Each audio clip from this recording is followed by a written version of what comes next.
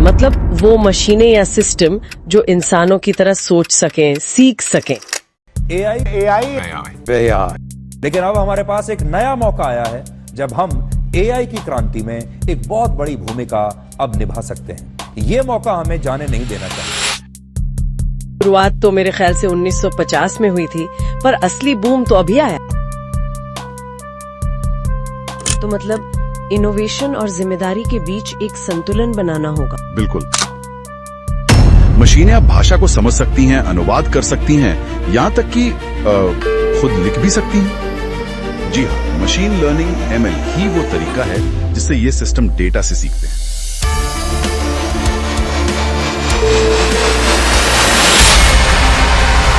ये black box वाली बात। कई बार AI सिस्टम कोई फैसला तो ले लेता है, लेकिन हमें ये नहीं पता चलता कि वो उस फैसले तक पहुंचा कैसे। उसके अंदर का लॉजिक छुपा रहता है। ये ऐसे चिप्स हैं जो दिमाग की तरह काम करने की कोशिश करते हैं, कम ऊर्जा में ज्यादा काम। और फेडरेटेड लाइनिंग भी है जहां मॉडल डिवाइस पर ही ट्रेन होता है, डेटा शेयर किए बिना। क्या लगता है इन स्रोतों के हिसाब से AGI जल्द आने वाला है? तो आज इस पॉडकास्ट से हम आपको 4 मिनट में बताने वाली है कि क्या होता है AI। और इस पॉडकास्ट में हमने डिस्कस करा है पूरा AI इन करंट वर्ल्ड। तो आज हमारे पास आर्टिफिशियल इंटेलिजेंस यानी AI जी। पर काफी जानकारी है। चलिए इस पर बात करते हैं, देखते हैं कि AI असल में क्या है, कैसे इस्तेमाल हो रहा है और हाँ, भविष्य कैसा दिख रहा है इन स्रोतों के हिसाब।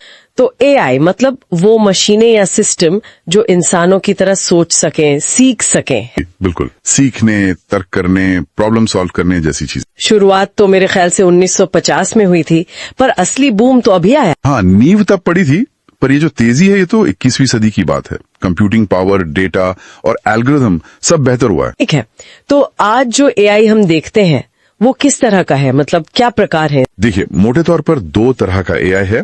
एक है नैरो AI। Narrow AI। हाँ, मतलब वो AI जो किसी एक खास काम के लिए बना हो, जैसे Amazon या Netflix पर जो सुझाव आते हैं। अच्छा। या चेहरे की पहचान वाला सिस्टम। हाँ। या ऑटोमेटिक गाड़ियां, ये सब नैरो AI हैं। दूसरा है जनरल AI या AGI। AGI ये तो वो वाला है ना जो इंसानों जैसा सोच सके। बिल्कुल, जो कोई भी दिमागी काम कर सके जो इंसान कर सकता है। पर वो भी सिर्फ एक आइडिया है, थ्योरी है, असल में अभी बना नहीं है। तो मतलब अभी हम नैरो AI के दौर में जी रहे हैं। ज्यादातर वही है। फाइनेंस में धोखाधड़ी पकड़ने से लेकर मेडिकल जांच में मदद करने तक यही काम आ रहा है। और इन सबके पीछे की जो तकनीक है, हाँ। इन स्रोतों में मशीन लर्निंग का जिक्र बहुत है। जी हाँ, मशीन लर्निंग ML ही वो तरीका है जिससे ये सिस्टम डेटा से सीखते हैं। उन्हें प्रोग्राम करने की जरूरत नहीं पड़ती हर चीज के लिए। अच्छा। और ML में भी आजकल डीप लर्निंग बहुत अहम है। ये इंसानी दिमाग के न्यूरल नेटवर्क की तरह काम करता है कुछ हद तक। इसीलिए शायद नेचुरल लैंग्वेज प्रोसेसिंग यानी NLP में इतनी तरक्की हुई है। बिल्कुल, मशीनें अब भाषा को समझ सकती हैं, अनुवाद कर सकती हैं, यहाँ तक कि खुद लिख भी सकती हैं, जैसे ये बड़े भाषा मॉडल LLMs हैं। हाँ, वो तो कमाल ही है। लेकिन इसमें एक बात है, इन मॉडल्स को ट्रेन करने के लिए बहुत ज्यादा डेटा चाहिए और जबरदस्त कंप्यूटिंग पावर। तो ये महंगा और मुश्किल काम हुआ। हाँ बिल्कुल। जाहिर है इतनी ताकतवर चीज है तो चुनौतियां भी होंगी। ये ब्लैक बॉक्स वाली बात क्या है जो इन स्रोतों में कही गई है? हाँ, ब्लैक बॉक्स एक बड़ी चिंता है। मतलब कई बार AI सिस्टम कोई फैसला तो ले लेता है, लेकिन हमें ये नहीं पता चलता कि वो उस फैसले तक पहुंचा कैसे। उसके अंदर का लॉजिक छुपा रहता है। हाँ, तो फिर भरोसा कैसे करें, या गलती हो तो सुधारे कैसे? यही मुश्किल है। पारदर्शिता की कमी और भी चिंताएं हैं, जैसे एल्गोरिदम में बायस यानी पूर्वाग्रह आ जाना। हाँ, ये भी सुना है। फिर प्राइवेसी का सवाल है, निगरानी के लिए गलत इस्तेमाल का डर, नौकरियों पर असर, ये सब बातें हैं। तो मतलब इनोवेशन और जिम्मेदारी के बीच एक संतुलन बनाना होगा। बिल्कुल, रेगुलेशन की बात हो रही है, इंसानी निगरानी कितनी जरूरी है, इस पर बहस चल रही है। सही कहा। अच्छा, अगर हम IT सेक्टर की बात करें, वहाँ AI क्या कर रहा है?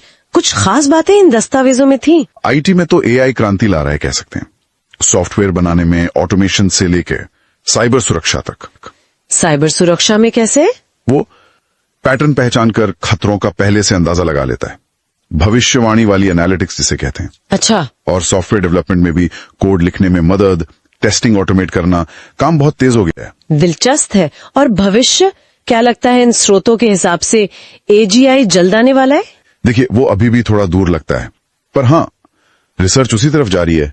शायद ज्यादा करीब वो तकनीकें हैं जो इसे संभव बनाने में मदद करेंगी। जैसे क्वांटम कंप्यूटिंग, क्वांटम कंप्यूटर। हाँ, और न्यूरोमॉर्फिक चिप्स, ये ऐसे चिप्स हैं जो दिमाग की तरह काम करने की कोशिश करते हैं, कम ऊर्जा में ज्यादा काम। और फेडरेटेड लाइनिंग भी है, जहां मॉडल डिवाइस पर ही ट्रेन होता है, डेटा शेयर किए बिना। तो भविष्य में एआई शायद और ज्यादा क्रिएटिव कामों में भी आएगा, जैसे संगीत बनाना, कला, या फिर वैज्ञानिक खोज, नई दवाएं ढूंढना, क्लाइमेट चेंज को समझना, इन सब में। तो कुल मिलाकर तस्वीर ये है कि एआई बहुत तेजी से आगे बढ़ रहा है, हाँ। हर फील्ड को बदल रहा है। हाँ, और इसमें मौके भी बहुत हैं, लेकिन बड़ी नैतिक चुनौतियां भी साथ हैं, जिन पर ध्यान देना बहुत जरूरी है। बिल्कुल।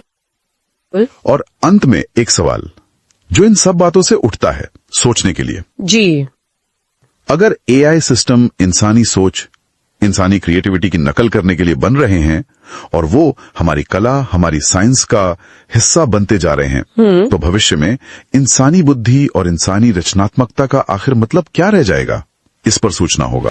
आज के लिए इतना ही। फिर मिलते हैं एक नई जानकारी के साथ।